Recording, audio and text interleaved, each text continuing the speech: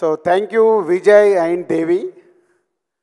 So దేవితో నాకు ఆర్య దగ్గర నుంచి journey almost 22 years. So Devi ఎలా కష్టపడి సాంగ్ చేస్తాడో, బ్యాక్గ్రౌండ్ స్కోర్ చేస్తాడో, ఒక సినిమాని సూపర్ హిట్ చేస్తాడో నాకు బాగా తెలుసు.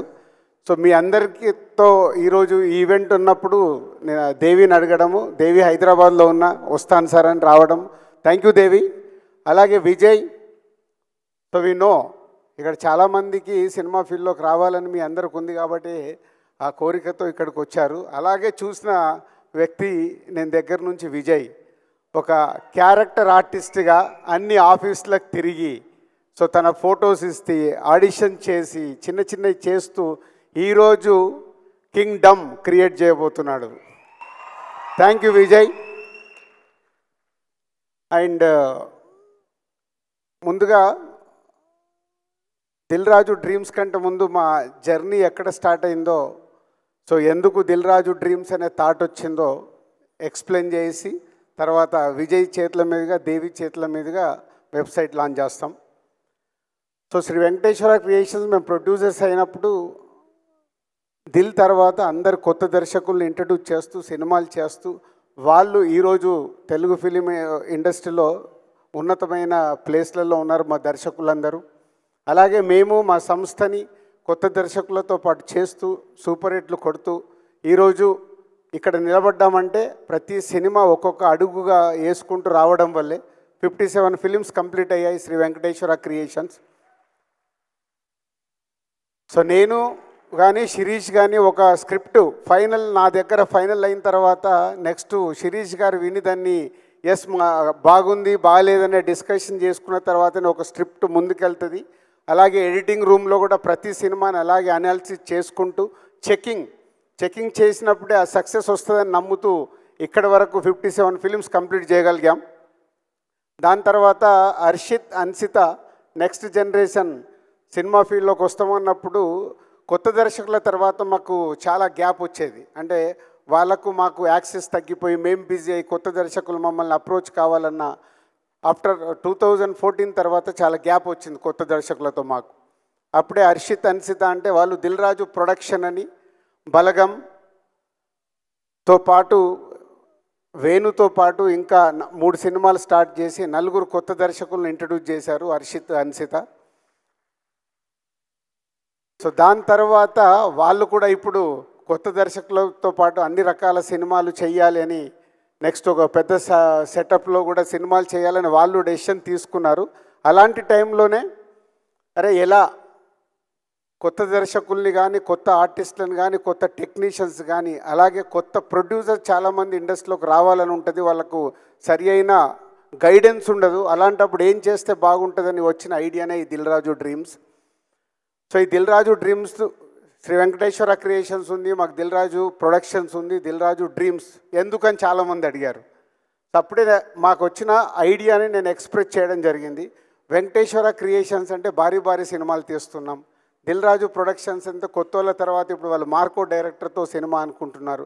వేర్ ఫోకస్ చేస్తున్న సినిమాల మీదనే ఫోకస్ చేస్తాం కాబట్టి కొత్త టాలెంట్ కోసము టోటల్గా ఒక కొత్త టీమ్నే ఫామ్ చేసినప్పుడే చాలామంది సినిమా ఇండస్ట్రీలోకి రావాలనుకునే వాళ్ళకు ప్రాపర్ ప్లాట్ఫామ్ అవుద్దనే ఆలోచనతో నేను శిరీష్ గారు ఈ నిర్ణయం తీసుకోవడం జరిగింది. దానికోసము ప్రాపర్ టీమ్ అంటే మాకు కొత్త డైరెక్ట్గా మేము కథలు వినేసి మేము ఫైనల్ చేసి సినిమాలు తీసే మాకు కొత్త ఇప్పుడు దిల్ రాజు డ్రీమ్స్కి ప్రాపర్గా ఒక ఆర్గనైజేషన్ కంపెనీ లాగా ఒక సీఈఓతో సహా ఆల్ టెక్నీషియన్స్ని ఫైనల్ చేయాలన్న ఒక స్క్రిప్ట్ ఫైనల్ చేయాలన్న ప్రాపర్ యంగ్ జనరేషన్ టీముని ఫామ్ చేశాము. వాళ్ళ దగ్గరికి తర్వాత ఇప్పుడు వెబ్సైట్ అయిన తర్వాత మళ్ళీ డీటెయిల్గా మీకు అవన్నీ చెప్తాను. సో ఇలా సినిమా ఇండస్ట్రీలోకి రావాలనుకునే చాలామంది గురించి ఎందుకు వచ్చింది ఇది థాట్ అని అంటే, చాలామంది నేను ఛాంబర్ ప్రెసిడెంట్గా ఉన్నప్పుడు ప్రొడ్యూసర్గా రావాలని అప్లికేషన్ పెట్టుకుంటారు, వాళ్ళ బ్యానర్ రిజిస్ట్రేషన్ చేసుకుంటారు. అప్పుడు ఛాంబర్ ప్రెసిడెంట్గా ఉన్నప్పుడు ఆ మీటింగ్స్లో నేను అడిగేవాడిని వాళ్ళందరినీ, ఎందుకు రావాలనుకుంటున్నారు, వాట్ ఈస్ మీ విజన్, అంటే డబ్బు ఉందని సినిమా తీద్దాం అనుకుంటున్నారా, ప్యాషన్తో సినిమా తీద్దాం అనుకుంటున్నారు అంటే రకరకాల ఐడియాలజీ. బట్ ఎవరికి అక్కడ రిజిస్ట్రేషన్ చేస్తున్నారు కానీ సినిమాకు ఎలా మొదలు పెట్టాలి, ఎలా కంప్లీట్ చేయాలి, ఎలా రిలీజ్ చేయాలి అనేది ఎవరిలో నేను క్లారిటీ చూసేవాడిని కాదు. అలాగే నేను యూఎస్ వెళ్ళినప్పుడు వాళ్ళ ద్వారా వీళ్ళ ద్వారా కొన్ని వీడియోలు తీసుకొచ్చి చూపించేవాళ్ళు. సార్ కొంచెం మీరు టైం ఇవ్వండి. యూఎస్లో ఉన్న వాళ్ళు నేను చెప్పేది, సినిమా తీసాము, ఈ సినిమా వీడియో చూడండి, ఇది ఎలా రిలీజ్ చేయాలో మాకు తెలియట్లేదు, 3 కోట్లు పెట్టాము, 4 కోట్లు పెట్టాము. అంటే ఇదంతా సినిమా తీయడం ముఖ్యం కాదు, ఒక కథ దగ్గర నుంచి సినిమా కంప్లీట్ చేసి అది ఆడియన్స్ దగ్గరికి తీసుకెళ్ళడం అనేది నాట్ ఈజీ, చాలా బిగ్ టాస్క్ అది. సో ఇవన్నీ చూసిన తర్వాత ఆ సినిమాల్లో యాక్ట్ చేసిన యాక్టర్స్ ఉన్నారు, టెక్నీషియన్స్ ఉన్నారు, వాళ్ళందరికీ ఒక సినిమా ఫీల్డ్లోకి రావాలి అనే ఒక ఆతృత ఉంది. కానీ యాక్ట్ చేసేసి ఆ సినిమా సరిగ్గా రీచ్ అవ్వలేదనుకో వాళ్ళ సమయం వృధా, టెక్నీషియన్స్ కానీ ఆర్టిస్టులకు కానీ, అలాగే ప్రొడ్యూసర్స్కి మనీ వేస్ట్. ఇవన్నిటి నుంచి పుట్టిన ఆలోచననే రైట్ ప్లాట్ఫామ్ క్రియేట్ చేసినప్పుడు రైట్ పీపుల్ సినిమా పైన ఇంట్రెస్ట్ ఉన్న వాళ్ళని తీసుకురావడానికి అవకాశం ఉంటుందనే 2 years బ్యాక్ వచ్చిన ఈ థాట్ని ఇక్కడ వరకు తీసుకొచ్చాం. ఈరోజు మీ అందరి ఆధ్వర్యంలో ఆ వెబ్సైట్ లాంచ్ చేయబోతున్నాం. కానీ ఇప్పుడు ఇందాక మాట్లాడుతున్నారు, సినిమా అంటే ఇంతమంది ఇక్కడికి వచ్చారు, 10,000 ఆల్మోస్ట్ ఈవెంట్ కోసం ఎంట్రీస్ వస్తే ఈరోజు ఇలా 2,000 మంది వరకు మీరు ఇక్కడికి ఈవెంట్కి వచ్చారంటే మీ అందరిలో ఎంత సినిమా పైన ప్యాషన్ ఉంది, సినిమాలోకి రావాలని ఉంది అనేది అర్థమవుతుంది. పోతే ఒకటి అందరు గుర్తుపెట్టుకోండి, ఎస్ మేము 30 సంవత్సరాలు కష్టపడి ఒక డిస్ట్రిబ్యూటర్గా స్టార్ట్ అయ్యి మా కెరియర్ని అలా చేసుకుంటూ 30 years పట్టింది మేము ఇక్కడికి రావడానికి. మా బ్యానర్ పైన ఉన్న నమ్మకంతో, మాకున్న బ్రాండ్ పైన నమ్మకంతో మీరందరి వాళ్ళ సినిమా ఫీల్డ్లోకి రావాలనే ఆలోచనతో ఇక్కడికి వచ్చారు. అంటే మీకు ఒకటి చెప్పదలుచుకున్నాను, అంత ఈజీ కాదు. ఎందుకంటే 100 మంది దర్శకులు కావాలని ప్రయత్నం చేస్తారు. ఫిలిం నగర్లో 2కో 3కో అవకాశం వస్తుంది, మ్యాక్సిమం 5గురికి అవకాశం వస్తుంది. 95 మంది ఫైళ్ళు పట్టుకొని తిరుగుతారు, కానీ వాళ్ళకి అవకాశం రాదు. ఎందుకంటే వాళ్ళ స్క్రిప్ట్ కావచ్చు, వాళ్ళ అప్రోచ్ కావచ్చు, వాళ్ళు చెప్పాలనుకున్నది రీచ్ అవ్వకపోవచ్చు. 3 to 5% అవకాశం వస్తే అందులో 4 ఫ్లాపులు తీస్తారు, ఒకరు హిట్ సినిమా తీయగలుగుతారు. ఆ 4లో 5గురిలో ఆ హిట్ తీసిన ఆయన కంటిన్యూ అవుతూనే ఫ్యూచర్లో మళ్ళీ ఆయనకు అవకాశం ఉంటుంది. అంటే ఎంత పర్సెంటేజ్ వచ్చింది? 1%. ఇది మీరు దృష్టిలో పెట్టుకోండి. అంటే ఇందాక ఒక అబ్బాయి తిరుపతి నుంచి వచ్చాను, అమ్మ నేను సాధించేసి వస్తాను అని ఇందాక మైక్లో మాట్లాడితే చూశాను. అంత పట్టుదల ఉండాలి. కానీ రేపు నువ్వు సక్సెస్ అవ్వకపోతే నీ వల్ల నీ ఫ్యామిలీ ఎఫెక్ట్ అవ్వకూడదు. అదే సినిమా. నేను సినిమా ఫీల్డ్లోకి వచ్చినప్పుడు నేను ఆటోమొబైల్ వ్యాపారంలో ఉన్నాను, శిరీష్ పైపుల వ్యాపారంలో ఉన్నాడు. మా లక్ష్మణ్ గారు మా పార్ట్నర్ అంతకుముందే ఆయన ఆటోమొబైల్లో ఉన్నారు. మేము సినిమా ఫీల్డ్లో సక్సెస్ అయ్యే వరకు మా బిజినెస్లు మేము వదులుకోలేదు. ఎందుకంటే ఇక్కడ ఫెయిల్ అవుతే మళ్ళీ వెనకకి వెళ్ళిపోదాం. నిజంగా ఫెయిల్ అయ్యాం, 2 years స్ట్రగుల్ పడ్డాం. ఎంత స్ట్రగుల్ పడ్డా అది వదలకుండా, సాధించే వరకు వదలకుండా, ఆ బిజినెస్ను వదులుకోకుండా సాధించాం.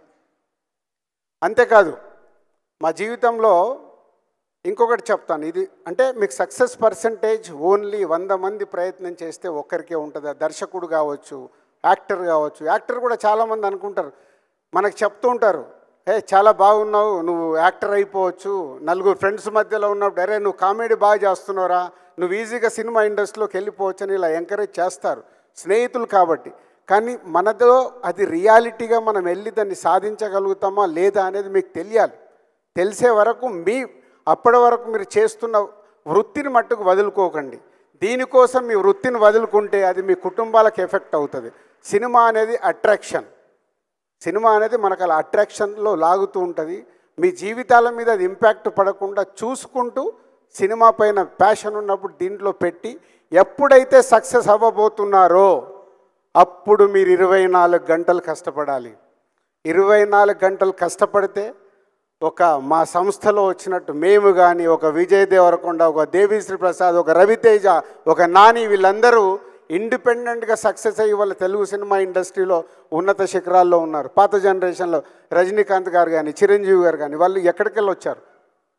కానీ వాళ్ళు అంత హార్డ్ వర్క్ చేశారు. సినిమా అంటే అంత హార్డ్ వర్క్. వేరే పనులలో చేస్తాం, 8 గంటల డ్యూటీ ఉంటుంది, మ్యాక్సిమం 9 గంటలకు ఆఫీస్కి వెళ్తే 5 గంటలకు వచ్చేస్తారు. ఇందాక అనిల్ రావిపూడి అన్నాడు చూడు, దిల్ రాజు కాదు రన్నింగ్ రాజు పెట్టాలని. ఎప్పుడు ఆలోచన 5 గంటలకు లేచిన నుంచి ఏం చేయాలి, ఎలా ఆ జరుగుతున్న సినిమాని ఎలా సక్సెస్ చేయాలి, అలా ఉంది కాబట్టి ఈ 30 ఇయర్స్లో మేము ఇక్కడ ఉండగలిగాం. సో ఇండస్ట్రీలోకి రావాలంటే మొదటిది మీ వల్ల మీ కుటుంబానికి ఎఫెక్ట్ అవ్వకూడదు. 2, ఇక్కడికి వచ్చిన తర్వాత మీరు సక్సెస్ దగ్గరికి రీచ్ అవ్వాలంటే 24 గంటలు సినిమా సినిమా సినిమా సినిమా అంటేనే సక్సెస్ అవుతారు. ఇది గుర్తుపెట్టుకోండి. సినిమా ఫీల్డ్లోకి వచ్చేస్తారు. సరే, ఇప్పుడు దిల్ రాజు డ్రీమ్స్ అనేది మేము ఏదో ప్లాట్ఫామ్ క్రియేట్ చేస్తున్నాం. దీని ద్వారా మీరు అప్లికేషన్లు ఇస్తారు. దాన్ని మా టీం స్క్రూట్నీ చేసి టాలెంట్ ఎలా ఉంది ఏంటి అని వాళ్ళు స్టడీ చేసి వాళ్ళు టీంలో మెజారిటీ పీపుల్ లైక్ చేసిన తర్వాత అది మా దగ్గరకు పంపిస్తారు. ఇది మీరు చెక్ చేయండి. అప్పుడు మా దగ్గరకు వచ్చాక ప్రతి వీక్ మేము కొంచెం టైం స్పెండ్ చేసి దాన్ని చెక్ చేసి ఓకే చేస్తాం. కానీ చాలామంది రిజెక్ట్ అవుతారు. అది గుర్తుపెట్టుకోండి. చాలామంది రిజెక్ట్ అయినప్పుడు మీరు వీక్ అవ్వకూడదు. అరే దిల్ రాజు డ్రీమ్స్ మేము పెట్టాం మమ్మల్ని రిజెక్ట్ చేశారని. మీలో టాలెంట్ ఉన్నప్పుడే ఆ టాలెంట్లో నేను చెప్పాను కదా 1 to 5 మెంబర్స్ ఆ 5లోకి వెళ్ళాలంటే మీలో ఎంతో టాలెంట్ ఉంటే కానీ ఆ 5లోకి వెళ్ళలేరు. 95% వెనకకి వెళ్తారు. సో దీన్ని మీరు దృష్టిలో పెట్టుకొని ఎప్పుడు ఆ కాన్ఫిడెంట్గా మీలో ఉన్నప్పుడే సక్సెస్ అవుతారు. అలాగే సినిమా ఫీల్డ్లోకి వచ్చిన తర్వాత చాలా మోసాలు ఉంటాయి. ఇక్కడ మోసాలంటే సినిమాలోకి రావడానికి చాలామంది ప్రొడ్యూసర్లు ఉంటారు. ఎప్పుడు చెప్తారు, సార్ మేము 2 crores అనుకొని మొదలు పెట్టాము 4 కోట్లు అవుతుందని. మొదలు పెట్టడానికి మన చుట్టుపక్కల ఉన్న వాళ్ళు 2 కోట్లే చెప్తారు, అయిపోయే వరకు అది 4 కోట్లు అవుతుంది. మీరు ఆస్తులు అమ్ముతారు, సినిమా తీయాలనేది ఎక్కడి నుంచి అప్పు తీసుకొస్తారు, మధ్యలో స్టక్ అయిపోతారు. Be careful. సినిమా ఫీల్డ్లోకి ఒక ప్రొడ్యూసర్ కావాలంటే మీకు అవగాహన ఉండాలి. అందుకే ఈ దిల్ రాజు డ్రీమ్స్లో ఫస్ట్ టైం ఒక ప్రొడ్యూసర్ కాలం కూడా పెడుతున్నాం. ప్రొడ్యూస్ కావాలన్న వాళ్ళు కూడా కనెక్ట్ అయ్యి రియాలిటీ ఆ సినిమాకి నిజంగా మార్కెట్ అవుద్దా, ఎంత బడ్జెట్ అవుద్ది ఏంటి మొత్తం మా టీం అనాలిసిస్ చేసి చెప్తారు. ఫైనల్గా మా దగ్గరకు వచ్చినప్పుడు మేము చెప్తాం దాన్ని. నేను ఇందాక చెప్పాను సినిమా ఫీల్డ్లోకి వచ్చినప్పుడు ఒకటి జరుగుతుంది. మా లైఫ్లో జరిగిన ఒక ఇన్సిడెంట్ చెప్పాలి. కానీ ఆ రోజు మేము చాలా తెలివిగా యూటర్న్ చేసుకొని ముందుకెళ్ళాం కాబట్టి సక్సెస్ అయ్యాం. 1996లో మేము సినిమా ఫీల్డ్లోకి వచ్చినప్పుడు మహేందర్ రెడ్డి గారని మా కజిన్ బ్రదర్ ద్వారా ఇండస్ట్రీలోకి వచ్చి తర్వాత మేము ఓన్గా స్టార్ట్ చేసాం. ఓన్గా స్టార్ట్ చేసినప్పుడు ఒక సినిమా కొందామని ఒక ప్రొడ్యూసర్ని డైరెక్టర్ అప్రోచ్ అయ్యి సినిమా కొన్నాం నైజాం ఏరియాకి. కొంటే వాళ్ళ సినిమా ఓపెనింగ్ రోజు నన్ను మా శిరీష్ గారు లక్ష్మణ్ గారు ముగ్గురం కలిసి వెళ్తే, సార్ మీరు చాలా బాగున్నారు, మీరు యాక్ట్ చేస్తారా అన్నారు. ఒకసారి ఇలా చూసుకొని అంటే ఏం చెయ్యాలండి అన్న. ఒక చిన్న క్యారెక్టర్ ఉంటుంది సార్ చెయ్యండి, ఎలాగో మీరు సినిమా కొన్నారు కదా అని. మేము చూసుకొని ఒక ప్రయత్నం చేద్దాము ఏముంది అని అనుకున్నాం. సో ఆ ఓపెనింగ్కి వెళ్తే శిరీష్ గారికి నాకు లక్ష్మణ్ గారికి అన్ని బ్యానర్లు కట్టారు. లేని మనకు అన్ని బ్యానర్లు కట్టారు, అసలు మనమే కొత్త వాళ్ళము, మనకు అంత సీన్ లేదు, వీళ్ళు ఎందుకు బ్యానర్లు కట్టారని మాకు ముందు డౌట్ వచ్చింది. వెళ్ళిపోయాము, పూజా కార్యక్రమాలు అయినాయి, వాళ్ళు షూట్ ఏదో చేసుకుంటున్నారు. మమ్మల్ని కూర్చున్నాము, మధ్యాహ్నం భోజనం చేశాము. 2:30 తర్వాత ఎవరు వచ్చి నాకు ఇలా మేకప్ వేశారు. మేకప్ వేస్తే శిరీష్ గారు లక్ష్మణ్ గారు ముగ్గురం కూర్చున్నాము. అలా కూర్చున్నాం. 2:30 అయిపోయింది. ఈవినింగ్ 5:45-6 టైంలో పిలిచి సార్ మీకు షాట్ వచ్చింది రండి అన్నారు. షాట్ వెళ్తే ఒక అమ్మాయిని నన్ను పట్టి ఒక గంట కొట్టించారు. గంట కొట్టి మేము రిటర్న్లో వెళ్ళేటప్పుడు మేము ముగ్గురం ఒక కారులో వెళ్తూ ఆహా ఏం సోప్ వేసాడు మనకు అంటే, ముందు ఆ సినిమా కొన్నాము, కొంటూ వాళ్ళతో జర్నీ చేయడానికి ఏం సోప్ వేశారని రియలైజ్ అయ్యి నెక్స్ట్ డే మార్నింగ్ వెళ్ళి దయచేసి యాక్టింగ్లు ఇవి మాకు వద్దండి, సినిమా కొన్నాము, మీరు సినిమా కంప్లీట్ చేశాక చూద్దామని. ఆ రోజు అక్కడి నుంచి మేము ఎగ్జిట్ అయినామంటే మళ్ళీ ఆ సినిమా గురించి మేము ఆలోచించలే, ఇచ్చిన డబ్బు వదిలేసుకున్నాం. వదిలేసుకొని నెక్స్ట్ ఏంటని మళ్ళీ మొదలు పెట్టాం. అంటే ఆ రోజుకిన మేము ఆ ఆలోచనకు రాకుంటే మేము అక్కడే ఆగిపోయేవాళ్ళం. అక్కడ జరుగుతున్నది అర్థం చేసుకొని మేము ముగ్గురం మాట్లాడుకొని బయటకు వచ్చి ఇంకా మనకి ఇది వద్దు, వాట్ నెక్స్ట్ అని ముందుకు వెళ్ళిపోయి నెక్స్ట్ సినిమాలు ఏంటని దాని మీద ఫోకస్ చేశాం. అంటే మీకు ఎందుకు ఎగ్జాంపుల్ చెప్పానంటే మా లైఫ్లో బిగినింగ్లో జరిగిందంటే సినిమా ఫీల్డ్లో ఇలాంటివి చాలా జరుగుతూ ఉంటాయి.